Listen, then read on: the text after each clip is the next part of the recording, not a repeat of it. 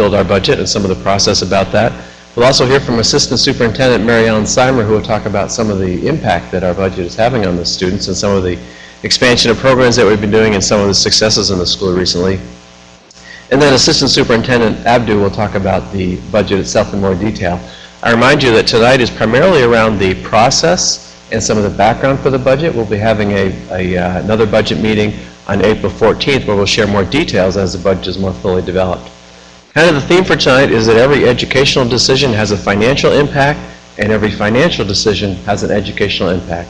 And truly those two things do go together, and that certainly affects the future of the district. I'd like to also remind everyone that we have an online presentation tonight. There are viewers here in the audience and also online participating, so we'll structure our meeting format to accommodate both. And also remind you that our plan tonight is to share information with everyone. Certainly there'll be an opportunity for questions and answers at the end. So with that, let me introduce Superintendent McGrath to talk a little bit about our budget development.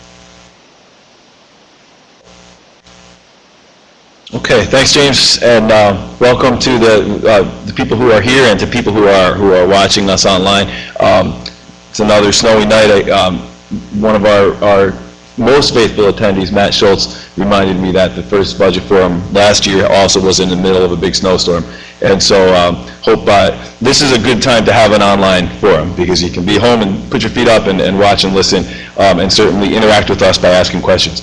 I wanted to talk tonight. The goal of this forum is the big picture. It's to set the context, to look at the big picture of what's swirling around us, the environment in which the district is trying to put a budget together this year. And it's a difficult year to put a budget together, but it's important, I think, to share with our community and people who even come back and look at this video of this forum as they're trying to wrap their head around what's going on with the school budget statewide. It's important that we set the context and the big picture, but also bring it home to Burnt Hills. What does it mean for us? So my goal here is to just kind of talk about the big picture of forming the budget, and a few issues that I think it's important that our community know about and advocate for to help the district as the state crafts their budget. And the goal of any budget, of course, as we have up here on the screen, is to maintain and improve upon our existing programs, but at the same time being sensitive to what our community can afford. Our community in Burnt Hills is asked to bear a large burden of the cost of education in our schools, and we don't receive a high proportion of state aid, and so we want to always be sensitive, and I think that the numbers show that we have worked hard, this board and our administration has worked hard to try to respect and be sensitive to the burden that is placed on all of us as local taxpayers. So we'll talk about that, and also an important part of this budget and a goal of this budget is to balance the budget without using reserves for the operating budget.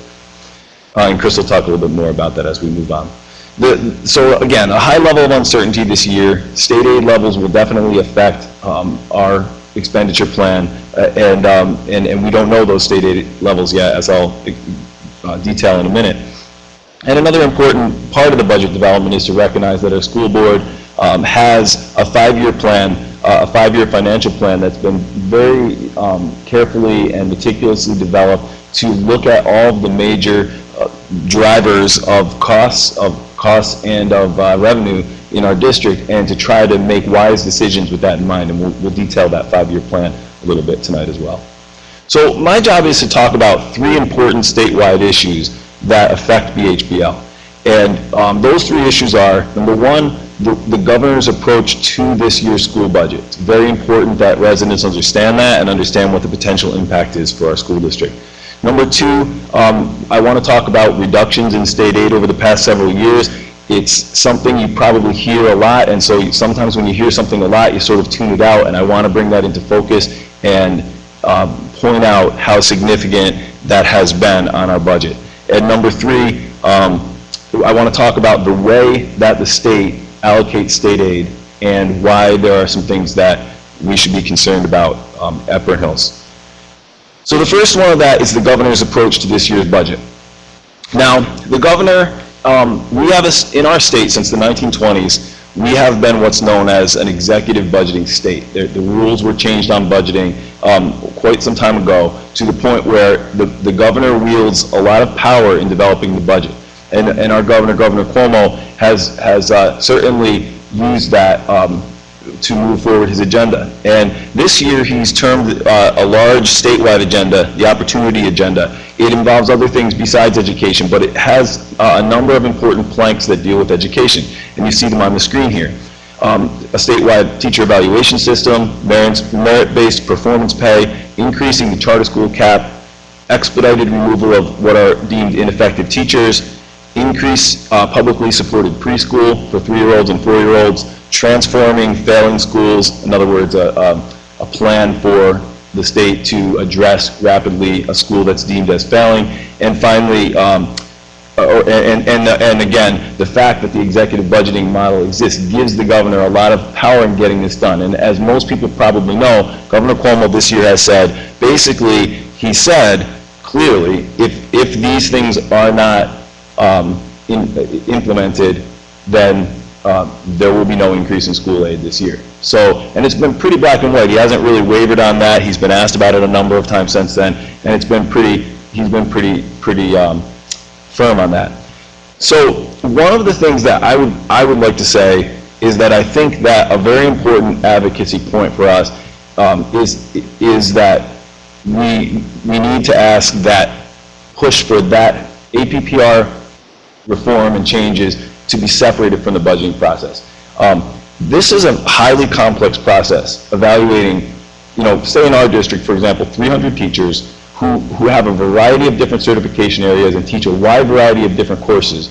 And then to have a statewide plan that gets put in place, you hear it say, well, 50% will be test scores and the rest will be observations. But there's some issues with that. I guess I just wanted to say, and why I think it's so important to emphasize this, that how many times over the last couple of years we have heard the mantra from state ed and from the governor's office and from politicians that has said, good ideas, too quick, good ideas, too poor implementation, good ideas, not well thought out, how we make it happen. We hear over and over again. If I heard the phrase, building the plane while it's in the air one more time, you'd think, I had never heard that, and then you heard it constantly through the whole thing. And yet here we go, in my mind, doing the same thing, because it seems almost incomprehensible to me that the state would be able to come up with a plan in 30 days from now that would address the huge variety of issues that, admittedly, the current APPR plan has. So I don't have an issue with the current APPR plan per se, I don't have an issue with the fact that there's problems with the current APPR plan. I think that is a legitimate point.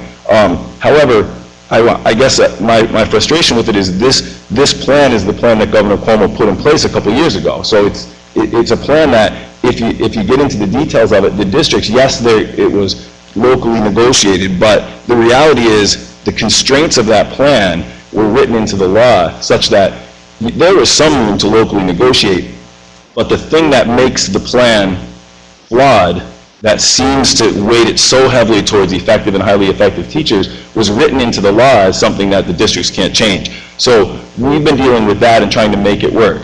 And now, if we have this statewide thing, then I really feel that an opportunity to maybe take an APPR plan and do something positive with it is being lost in kind of trying to make the point that the APPR plan needs to change. And so number one, I think it's too fast. And number two, the idea of basing 50%, it might sound good as you say it, well, it's 50%, but the problem is that only about 25% of our teachers receive a score that would be called a growth score or a value-added score that would be given from the state. The other 75% of our teachers, which is 220 teachers, they don't get that score. So we would still have to come up with a kind of a homegrown method for giving them that first 50 points. I suppose the state might say over time they'll phase in a few more exams, but find it very hard to believe. It almost seems impossible that you would come up with these growth-based scores. And remember, you need the growth-based score because that's the only fair way to measure, even if you know, because a teacher who might have students that struggle more, they're not going to get on a mastery level maybe as high of a score, but you still want some of your best, you know, teachers to be taking those challenges on and teaching those students, and yet if you don't have some kind of a model that adjusts for those differences, then it wouldn't be fair to compare one teacher to the other. So they have these growth scores, but the growth scores are very new, they're untested, and they only apply to about 25% of the courses, 25% of the teachers that we have. So it sounds good on paper, but it's very complex. Number two, the tests are being used to serve multiple purposes. The tests were originally designed to help us to understand where students were struggling and where they needed assistance. For instance, the argument has been made that special education students who take the test shouldn't use the accommodations that they typically would have to take tests, and because we want to see where their weaknesses are. So perhaps maybe extended time, or maybe, you know, that the argument might be made on one hand that we shouldn't give certain accommodations in these tests because we want to see where they are, but on the other hand, if you're going to use the test to evaluate the teacher, you'd certainly want the special education student to have all of the accommodations that have been deemed necessary for that student. So trying to use the test to serve multiple and sometimes contrary purposes can be difficult. And third, 50% is a large proportion to be placed on a test score, and the fear among many is that the focus will be too heavily on the test score and not on the dynamic and engaging and creative things that go on in the best classrooms. So, you know, the idea of, you've probably heard people say, you know, like test prep factory kind of thing, where the overall focus is prepping for that test. So, and again, I'm just pointing out that it's a very complex issue, and to tie it to a budget which districts are absolutely dependent on in order to move forward in the timeline and get to the voters in May, seems to me to be foolish. So I would strongly recommend that we advocate separating the very important APPR process, and no question that it's important, from the budget process. The second thing that I think is important is to advocate for the elimination of the Gap Elimination Adjustment. There are two ways that aid has been withheld from schools over the last decade or so. One of them is sort of by default. There was something called the Campaign for Fiscal Equity in 2003 and reaffirmed by the Court of Appeals in 2006, which said that all districts were not being adequately and fairly funded in New York State, and they ordered the state to run formulas that would more equitably fund districts. And the state simply hasn't complied with those formulas the way that they should. This has hurt some districts more than others. Another way that the state has withheld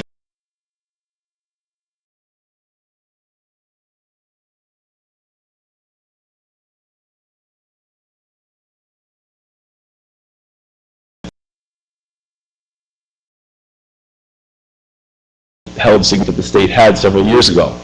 That has significantly affected Burnt Hills. If you look at our data here, and this shows since 1999-2000 school year, the gray lines being the amount of state aid, and you see that when that gap elimination was first assessed in 2010-11, the drop in that, and then another drop the year after that, and then slowly raising the 2013 bar, which creeps above the 2008-9 level, but that's a little deceiving because that was the year that we received the full day conversion aid. It drops back down this current school year, so even this current school year, we're barely at where we were in 2008-9. Now, even if we completely held things flat, which we haven't in Burnt Hills, we haven't cut program here in order to hold things flat. We have continued to provide program for students in a lot of different areas and all the things that our school is so successful at. But, you know, even just at a bare minimal cost of just maintaining costs over time, and if the state aid that supports it isn't going to be there, because of, if you look at the red block at the bottom, because that much in millions of dollars each year was reduced from our state aid, that has to either come from being made up by the local taxpayer or in cuts to program. And in some ways, we have tried to help. We've tried to not cut program. We've tried to not put the burden on the taxpayer, and the only other option there is to use fund balance to cover the difference, which we have done for a couple of years, again, because the board, you know, deemed it wise and the district was in a good place, but at the same time, that is unsustainable. And so it's really important for us to advocate for the elimination of a gap elimination adjustment when there is no gap. In fact, the state is facing a surplus, even without the $5 billion windfall that the state received this year, the state is in the black and does not have a gap. So the argument would very simply be, now that we don't have a gap, we can get rid of the GEA. The third thing that I think is important for us to lobby for and advocate for this district, very important, and I'm going to ask Chris to come up and give us a couple of details, is that our school is designated as a low-need school. Schools, for the purposes of demographics in the early 2000s, based on information from the 2000 census, were designated as either low-need schools, average-need schools, or high-need schools. And those were created for the purposes of comparing test scores in similar groups of schools. When the state needed to generate this GEA that I spoke about a few minutes ago, they did it based on they needed a category, and they grabbed that category from state ed, and they worked it into the law that affected GEA, and really honestly affects a lot of different things. And we have done some investigation of that score and of that number, of that average needs group, and just found some very, very interesting numbers, and I thought it was important that Chris share that.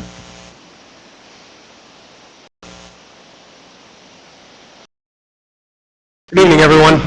As Superintendent McGrath indicated, the Gap Elimination Adjustment is the most serious concern that Burnt Hills-Ballston Lake has when it comes to the state aid the district is receiving. This year in 2014-15, the state withheld approximately $1.4 million in state aid from the district through the Gap Elimination Adjustment. Now, Superintendent McGrath indicated the high need, average need, and low needs districts. One of the things that the state did when they implemented that Gap Elimination Adjustment is they took more money away from districts that were considered to be average need and low need, particularly low needs districts like us, when compared to high needs districts. Now, in some ways that may be an equitable way to look at it. However, as you look at some data for Burnt Hills-Ballston Lake, we don't really have the ability to raise revenue at the local level that some other districts that are also designated as low need might have. And I'll show that in a minute. First of all, this slide may be a little unclear, but if you look at this page right here, you can see the districts in the light green, and there are 6 of them in our region: Burnt Hills-Ballston Lake, Niskayuna, North Colony, Guilderland, Voorheesville, and Bethlehem. Those are the 6 districts that are considered low-need districts in the capital region. The districts that you see in the orange are high-need urban, the reddish color are the high-need rural districts, and the blue districts are considered your average-need district. So you can tell just by looking at this slide that a low-need district is not very common in our area. It's very atypical. The next slide here shows an area of downstate New York. This is Westchester County. Right here is the border with Connecticut. And as you can see here, these are districts in the state that are also considered low need. And I'm going to show in a minute how, when you look at these designations, how Burnt Hills-Ballston Lake really may not fit into these categories as well as the state has placed us. To start with, I selected a few local districts, including all of the low-need districts, and I also included Burnt Hills-Ballston Lake and some other average needs districts in the areas. And there's a few things to explain on this chart.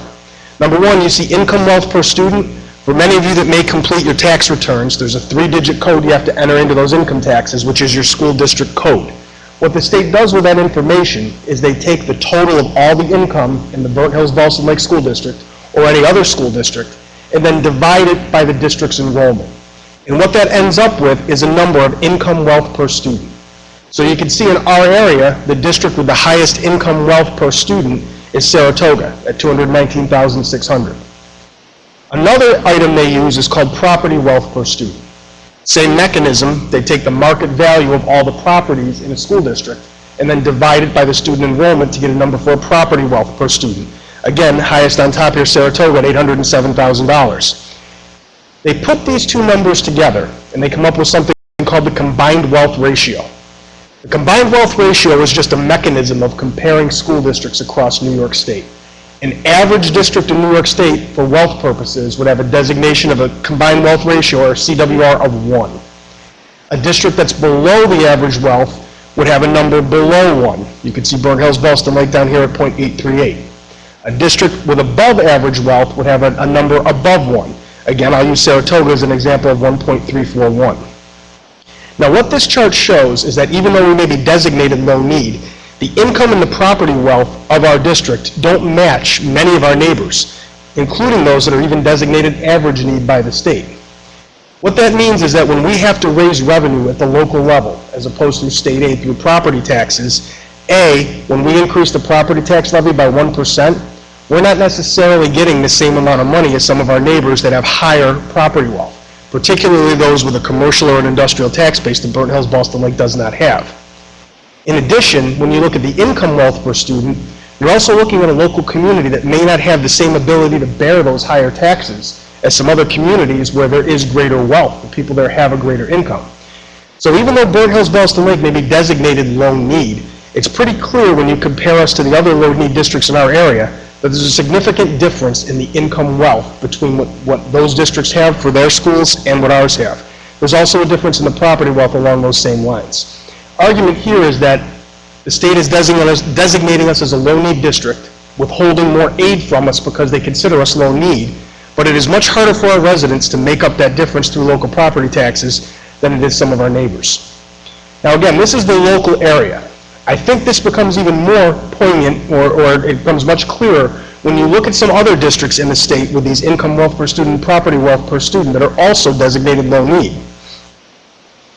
The districts here are primarily downstate districts, but I also picked some districts across upstate New York. Now again, you'll take Burnt Hills-Ballston Lake income per student at $150,811, and you compare it to Scarsdale, which is a school district in Westchester County, where the income wealth per student is $944,000 per year. Again, the state puts Scarsdale, New York, and Burnt Hills-Ballston Lake in the same category, and uses the same mechanism to withhold money from us through the Gap Elimination Adjustment. Again, it's our argument and our belief that we probably shouldn't be put in the same category as places like Scarsdale, Southampton. Again, the Hamptons in Long Island, a popular vacation spot, $11 million per student, the property wealth that they have that they're able to raise through local property taxes. Again, not really compared to what Burnt Hills-Ballston Lake has. This isn't necessarily an upstate-downstate issue either. Just picking a few other districts from upstate New York. Pittsford, which is outside the Rochester area, again, more than double the income wealth per student that Burnt Hills-Ballston Lake has. Fayetteville is Fayetteville-Manly, it's outside of Syracuse, again, significant difference. And New Hartford's a district outside the Utica area. Again, property wealth is a bit lower, but the income wealth is even higher than Burnt Hills-Ballston Lake. Yet all of these districts are considered in the same category as some of those very wealthy districts downstate. And again, when comparing academic scores, which is the reason why the state education department developed these measures, they may or may not be valid. That's kind of a different question. But when you look at it as the basis for withholding state aid from a district, it's pretty clear that the ability of our district to raise those revenues to make up for the difference with that Gap Elimination Adjustment is much more limited than what some of other low-need districts across the state are able to do. So it is an area of concern, and it's something we're hoping we can address with our state legislatures. If they are not going to get rid of the Gap Elimination Adjustment this year, which would be something that would be very beneficial to Burnt Hills-Ballston Lake, we would ask them potentially to look at these statistics and potentially reclassify Burnt Hills-Ballston Lake in a manner that's more reflective of our residents' ability to bear. And with that, I will turn it back over to Superintendent McGrath. Just briefly, one more slide I wanted to talk about is just the approach that we take to developing the budget. And as I said earlier, our goal with the budget this year is, and there's still some moving parts, we're still waiting on looking at state aid, we're still waiting on a few of our cost drivers to come in and get some final numbers, but our goal is to balance our revenues and expenditures. Our goal is to present a budget that neither creates more fund balance nor that uses fund balance, but that our expenditures are balanced by our revenues, and exemplified by this chart here, by this diagram here. And you can see in each of the pie charts what the portions of our revenues and our expenditures are. Again, making the point one more time with the revenues, that the red on the revenues pie chart represents the amount of our overall expenditure budget that we have from the local tax levy, and it's well over half. And so, again, it makes all these things more important. So the ask here on my part is that as people think or worry or are concerned about the budget, that you look at these notes, that you look at some of the stuff that we have online, and you take one or more of these things, and these are the things, and we intend to go down and visit Assemblyman Tedisco and also Senator Farley, bring them briefs on each of these three things that I discussed, and kind of make sure that they're aware that what I believe that these are significant issues and that we're concerned about them as a community. So with that, we'll get into a few more details. Actually, Mary Ellen's going to come up next. I'm sorry, Chris. And and going to talk to us a little bit about what are the kinds of things that our budget goes towards.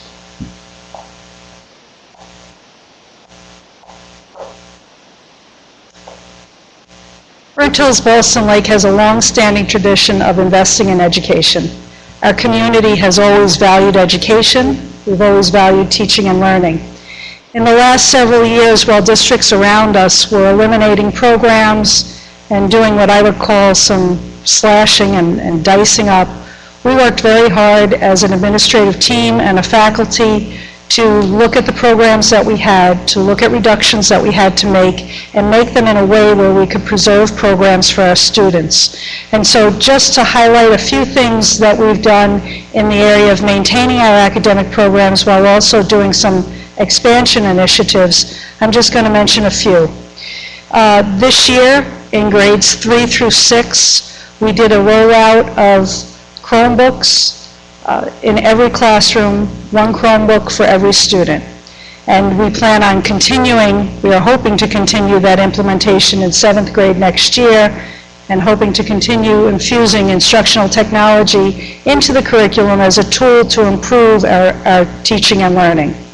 While some districts took full-day kindergarten programs and made them half-day programs, we took our half-day program and expanded it to a full-day kindergarten model that is in its second year, where students are learning, growing, and still do a lot of play and learning through play. We have a great full-day kindergarten program, and I'm very proud of what the kindergarten teachers have done with that program. New this year, teaching students about higher-order thinking skills and problem-solving strategies is something that we want and we value, but we want it for all of our students. We don't want it just for a select few students or students that might be in a gifted and talented program. Our gifted and talented coordinator proposed a program that we called primary enrichment, which is offered this year to all first and second grade students to expand their higher order thinking skills and problem-solving skills and working with their peers, and that program has been well received not only by the students and the parents, but also by the teachers in first and second grade. Response to intervention, or RTI, provides additional support to students that may need a boost to make sure that their academics are on grade level and that their reading and math skills are on grade level. Through an investment in additional RTI teachers, we have been able to offer ELA services as well as math, so we've expanded our math services. The other thing that we've been able to do for the first time is to offer RTI to some of our full-day kindergarten students. And already through the increase in RTI, we're hearing back from second grade teachers that the need to refer students to the RTI committee is becoming less and less, and our students are coming in with stronger skills in second grade, which is something that is very important, because that's a level that's important for students to be on grade level. I did speak earlier about maintaining programs and also expanding programs. This is the second year of a high school robotics course where students participate in the First Tech Challenge and have competed and done very well, and it's becoming a popular program at the high school, and we're expecting that to grow in enrollment. Long-standing science research program that, again, one of those programs that we wanted to maintain even during difficult times, and we have our students go on and compete, and we've even had an Intel finalist in the last few years. It's listed here as new CHS. For those of you that are wondering what CHS, it's college and the high school courses. This year, for the first time, our physics course is what we're calling an enriched physics course, which is giving students 8 college credits through Schenectady County Community College. Electives like fashion and textiles through Cazenovia College are awarding credits, and advanced ceramics in our fine arts department is awarding college credits through SAGE. That's an initiative that we're working to do more with, and our hope is eventually to expand that so that students will be able to graduate, and again, the opportunity for all students, not select students, to graduate from Hills-Ballston Lake High School with a full year of college credit.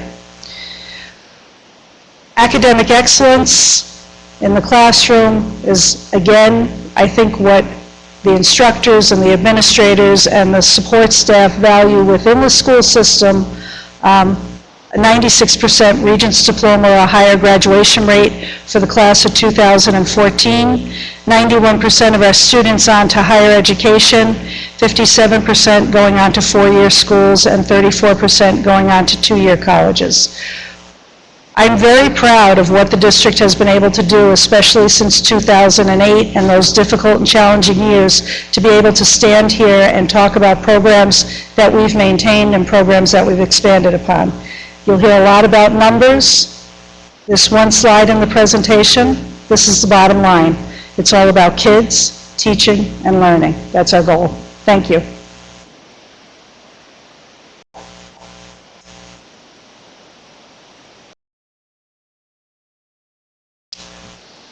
And my next slide is just to echo what Mrs. Seimer said a minute ago, is that all the numbers that you'll see here are in support of the things that she described. So hopefully we can achieve a balanced budget and make it work. The numbers we'll talk about tonight, there's really two different sources of income that school districts in New York State receive. Number one is state aid that comes from the state of New York, and number two is our local property tax levy. As I indicated earlier, the biggest challenge to burn Hills-Ballston Lake right now is the Gap Elimination Adjustment. I indicated it was about $1.4 million for this school year, 2014-2015. Well, if you look back to that chart that Superintendent McGrath indicated earlier, there is that 5-year period, 6-year period where we've had the Gap Elimination Adjustment, where that total is over $14 million in state aid. And it's quite clear that if we had had that money over that time period, it hopefully would have been something that could have been done to relieve the property tax burden on our local residents, number one. And number two, it could have expanded upon some of the really interesting and innovative programs that Mrs. Seimer described a minute ago. So that's why the GEA is an element of pretty great concern to us here at Hills-Ballston Lake. Second area where we receive our revenue, and this is the majority of our revenue, about 2/3, comes from the property tax levy. And since probably 3, 4, 5 years ago now, we've had a property tax cap, which does cap how much revenue we can raise with a simple majority at our budget vote. Again, voters can always choose to exceed the property tax cap if the Board of Education adopts a budget that has that provision in it. However, it's pretty clear that that has not been successful very much statewide, and one of the commitments that the Board of Education, or the directives they've given to us as administrators this year, is to develop a budget that stays within the property tax cap. And that's going to be important for a couple reasons that I'll describe in a moment. Property tax cap formula, again, it's not the simple 2% increase. There's a lot of things that go into it. And right now, this year, it's been made even harder because the governor has refused to release to us state aid runs that give us a preliminary indication of how much state aid we've received. Those state aid runs, in part, are used to calculate what the property tax cap is. So you'll see here, underlined in italics, the estimates. Right now, this is the best estimate of a property tax cap we can give, simply because we've been denied the data that would allow us to accurately calculate it. So there's a couple items in here that I really want to highlight in a moment. Number one here is this tax-based growth factor, which is actually something that's very good for the district, both in our property tax cap and our ability to raise revenues, but it's also a good sign for what's happening in our district, and it's something that I'll describe in a minute. The second item here is the capital tax levy exclusion, and that has to do with expenses related to the capital projects that have been passed or have been ongoing in the district through referendums that have been passed throughout the past 10, 15, 20 years. The most recent one was the voter-approved 2013 referendum. And again, with this data, right now, we're looking at a potential tax levy cap, an estimate of about 2.7% over last year's number. One of the nice things about this growth factor number that I described earlier, what that represents is new construction in the district. And when there's new construction or growth in the district, those are extra taxpayers that do pay money into the district, which means when the district's tax levy goes up, the result of that new construction means the tax rate on all taxpayers is less than that because of that growth. So when you look at these two things, just based on a very preliminary estimate, a 2.7% tax levy increase might result in a 1.78 average tax rate increase to the residents of the district. If you look at our past history, that kind of bears itself out. And again, you'll see 2012-13, a 2.3% tax levy increase that resulted in a tax rate increase of 1.96%. Most recently, for the 2014-15 school year, Our tax levy increase, the amount that our tax levy went up, only resulted in an average tax rate increase for our residents of 1.13%. Now, that's due almost entirely to right here, this tax-based growth factor, because there's new construction going on in the district. We are fortunate to have this. There are districts in the state where new construction is absolutely flat, and their number here is 1. Again, it's a good sign that building and construction are occurring in our district. Second, this year, all of our residents qualified for a rebate check, and I've been advised that all of our towns should have received those rebate checks by now from the state of New York. All those residents were given a rebate. It was one of two different things, but most generally, it was the increase in your school taxes, whatever that was. You were given a rebate check from the state if your school district stayed within the tax cap. We did that for 2014-15, and every resident qualified for that check. Next year in 15-16, they've added another stipulation at the state level. Number one, we must stay within the tax cap, which again is the directive we've been given by the Board of Education to create a budget that stays within that tax cap. But number two, we also have to submit a government efficiency plan that shows savings next year, 2016-17, and on into the future. That savings plan has to be developed with other school districts or other municipalities that through combining services or even doing some reductions in-house, some other combinations within the district, it has to show a resultant savings.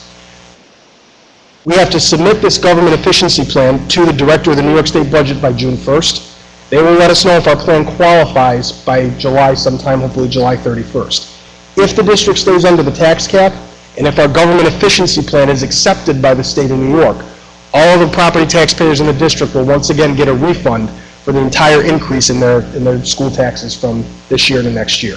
So I do want to say we do plan to put an efficiency plan into the director of the budget, and we certainly hope to and expect to receive approval for that plan. This year's budget is also going to have a few particular nuances associated with the capital project, the voter-approved referendum in 2013. One of the things that we've talked a lot about during the referendum process was where the current district administrative offices is, called the Hofstadter Building at 50 Cypress Drive in Glenville. Several years ago, there was a flood in that building, and it resulted in an insurance recovery of approximately $1.6 million. We've talked extensively during the capital project, during the referendum with our constituents, and we've said that we're going to use that money to help offset the local share of the capital project, so that we'll have to borrow less. Therefore, our debt service, or for lack of a better term, our mortgage payments on that capital project will be less. The state aid for the project won't go down, but our local property taxpayers will not have to pay as much. In order to do that, we have to transfer approximately $800,000 in 15-16 and another $800,000 in 16-17 from that insurance reserve where the money went when that flood occurred into the capital project fund in order to pay for the capital project. Doing that, it has to go through the voter-approved general fund, and it results in a 1.32% budget-to-budget increase. But again, that has no impact on the property tax levy at all. It's money coming from a reserve, going into our budget, and then being transferred to the capital project. So again, it will show that budget-to-budget increase, but it has absolutely no impact on the property tax levy. The next component of next year's budget in 15-16, if you see here an increase in our debt service of $261,000. The district is well on our way to completing phase one of the 2013 referendum, and with completing phase one, we have the money we've borrowed in order to pay for the repairs and renovations to the areas that were under phase one. So we're going to see our debt service go up by approximately $261,000 next year. We are also scheduled under current law to have building aid, the part of that the state is paying for, go up by $202,000. Again, I say under current law, the governor's proposal right now holds all aids flat. So we do not expect that to be in the final budget proposal. Hopefully that'll change before anything is adopted. But we are scheduled to have a debt service increase of $261,000 coupled with $202,000 of state aid. The difference between those two numbers, an expense of our debt service and the revenue associated with building aid, is about a 0.16% increase in the tax levy. During the 2013 referendum process, we told our voters, and we're staying true to that, is that it would, in total, this capital project would result in about a 1% increase in the overall tax levy. Again, next year we're scheduled to see the first part of that, 0.16. We should see that phase into the full 1% over the next several years. So those are two pieces of the puzzle related to the capital project that we will see in the budget next year. And finally, before I turn it over to my colleagues, the working budget so far this year, there are some areas of significant expense increases and reduction that I'd like to just highlight for a minute. One of the most favorable things we've seen this year is that the required state-mandated employer contributions to our employee pension systems, the Teachers Retirement System, TRS, and the Employee Retirement System, ERS, are scheduled to go down significantly next year. That's due chiefly to the investment performance of those funds. So the fact that those expenses are going down is less of a financial burden on the district, and it will be the greatest decreasing number in our budget next year, which is very helpful. On the flip side of that, we do have several items that are going up next year. The one that is probably the highest increase next year will be our health insurance premiums. Again, there are a lot of factors that go into a health insurance premium. One of them is the Affordable Care Act and several other mandates that have been imposed recently upon all insurance providers in the state and in the country that is causing our rates to go up. We will see those expenses increase. Right now, we're projecting between a 7% and an 8% increase overall in our health insurance expenditures for next year. Staff salaries will also increase next year by current contracts, but they will also be offset by retirements. We term that breakage. Simply put, a teacher that's been here for quite some time is generally replaced by a teacher with less experience, and therefore they're paid less than that more experienced teacher would be. The only thing that is concerning here a bit this year as we look at these numbers is generally in our long-range planning, we plan for at least 10 retirements per year. We have about approximately a little less than 300 teachers on staff, assuming a career of 30 years. You generally have 10 per year. So far, we've only received 2 retirements from our teachers for this year. So this is an area where we may not get as much breakage as we have had in the past. It's something we're going to pay a lot of attention to and pay some scrutiny to. And the last piece here, where we don't know if this is going to go up or down, has to do with Burnt Hills-Ballston Lake's contract with the New York State Municipal Energy Consortium. We purchase our natural gas and electricity through a cooperative, which hopefully by buying in bulk, we're able to drive those prices down. Those bids went out earlier this year in February. They've been received. They're in the process of being evaluated. We should receive notification sometime in the middle of March as to what our new rates for next year for electric and natural gas will be. At this point, we don't know if that will be an increase, a decrease, or whether they'll stay the same. Again, as you can imagine, the district we have a lot of square footage in our buildings. We tend to use a lot of electric and natural gas. So it is a significant portion of our budget, and we will know hopefully shortly how the change in that renewal will impact our budget going forward. And with that, I'll turn it over to James Mott. Okay, thank you, Chris. I'd like to take a few minutes and step through some of the longer-term financial planning that the board is doing with the administration.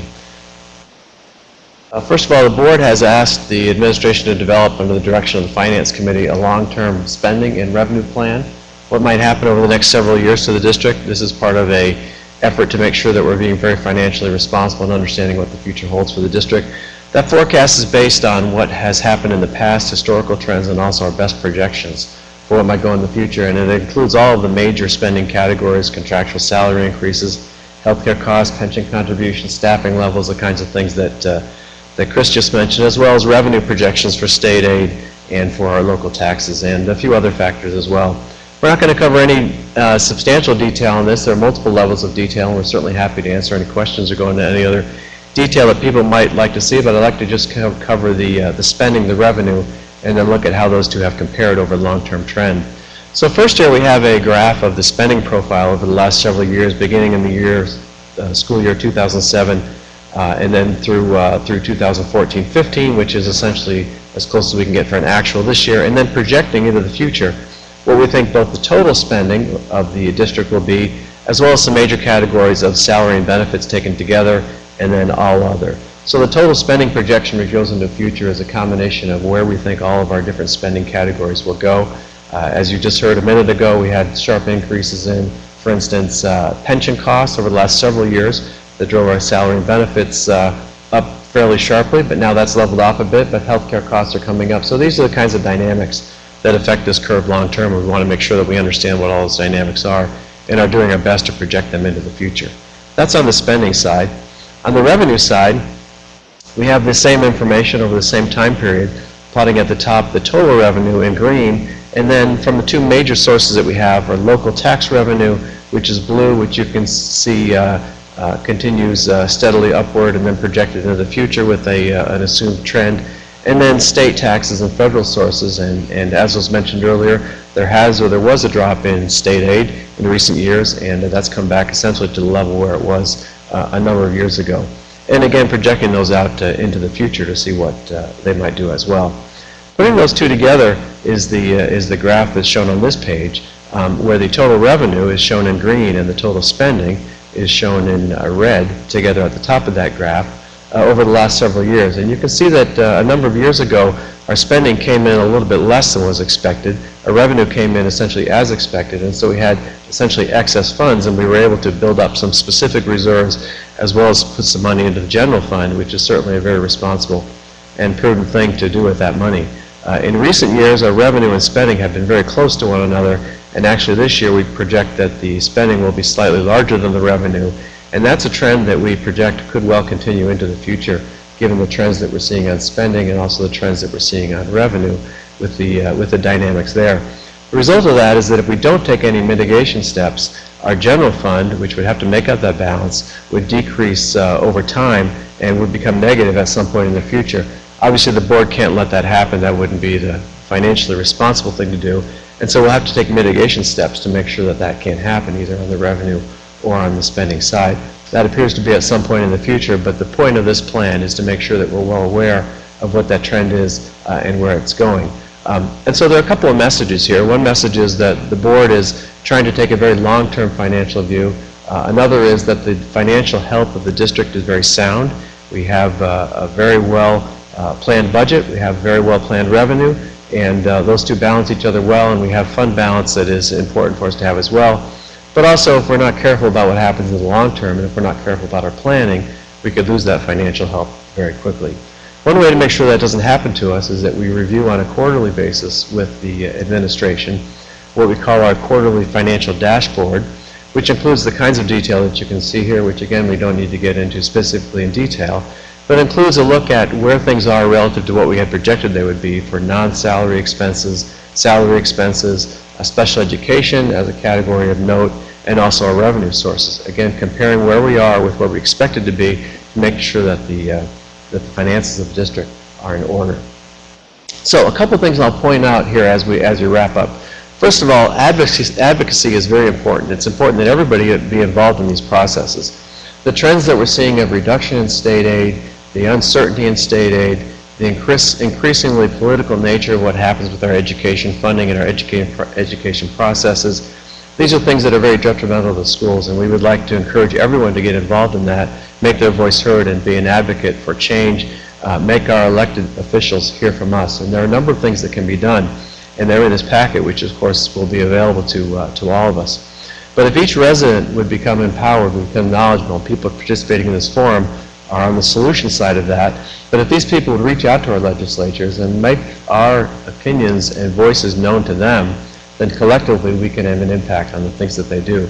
Be an advocate through the media, be an advocate in the community, talk to people about the things that are happening, help them to understand that, and encourage this kind of advocacy, which will hopefully encourage the state legislature to be more predictable, to be more certain with our revenue, and to maintain the kind of support that we need for our schools in order to have the success that Mary Ellen was highlighting earlier.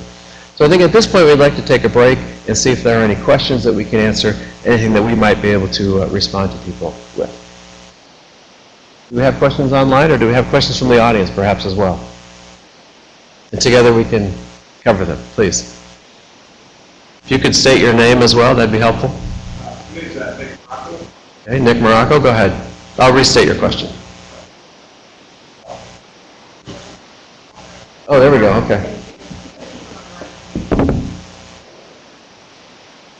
Name's Nick Morocco. Just I guess a couple of questions. Two I think I have is just the one is the fund balance. Just curious if I don't know the whole rules on where that sits, but I'm just wondering. I know a few years back we were trying to reduce some debt by finding better interest rates and things like that. And I just didn't know if the fund balance, if there's any way that we can make money off of that fund balance? Is that, I mean, I don't know if that's being done or not, I don't. Chris, maybe you can comment on some of the rules about how we Yeah. use those funds? I had a feeling that would be my question. When we have a fund balance, Nick, one of the things that we have is the state of New York has said, and rightfully so, that they're more interested in us preserving and not losing taxpayer money than they are with us seeing an investment return on that money. So we're very restricted in what we can put that fund balance or those investments into. Really, the most glamorous thing we can do with that fund balance is put it in a certificate of deposit at the bank or any other banking institutions. One of the nuances of state law is we're not even allowed to put our money into a credit union. It can only be in a bank. That's within the state of New York.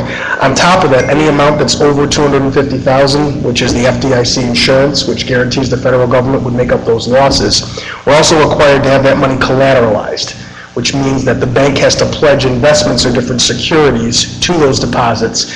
In the event that the bank itself went out of business and they went bankrupt, that our money would still be protected through that collateralization process. So as you can imagine, we're only allowed to invest our money with a bank, which is getting about the same interest rate that you would at home, about 0.1%. And number two, the bank is also required to collateralize that money on our behalf, which obviously if they have to spend more money to do that, they're not going to give us as high a rate as we otherwise might get. So yes, we do, and we do have a revenue source. If in the budget, we get about $30,000 per year from that, and we do budget that as a revenue source to help offset any other property tax increases and help us fund our program. But as you can imagine, with the current economy right now, one of the nice things we have is when we borrow money for the capital project, that tends to come at a low interest rate. The flip side of that, our money in the bank is also not earning what it had in the past. So I hope that makes sense, but... Yeah. Thank you. No problem.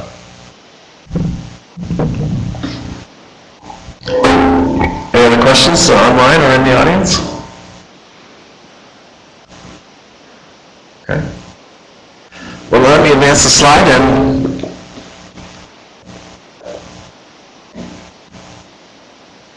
So it falls then perhaps to me to thank everyone for participating in our forum tonight, and I'd like to remind you of the next steps that are coming up. First of all, there will be several discussions with the board about the finances in the future. There are at least 2 finance committee meetings which are scheduled around the calendar. You can see those for March 17th and also March 31st. And then our next public meeting, as mentioned earlier, will be on April 14th, which is an opportunity to hear what we call the nearly completed budget. So at that point, we hopefully have clearer projections for the revenue and clearer spending plans as well. And that detail will be developed in the Finance Committee meetings. All this culminates in the Board of Education approving the budget and then taking it to the voters leading up to the budget vote on May 19th. So again, I'd like to encourage everyone to participate in this process, both in these kinds of meetings and also with our legislatures, making our voices heard. And I'd also like to thank everyone for the participation this evening, and have a good night.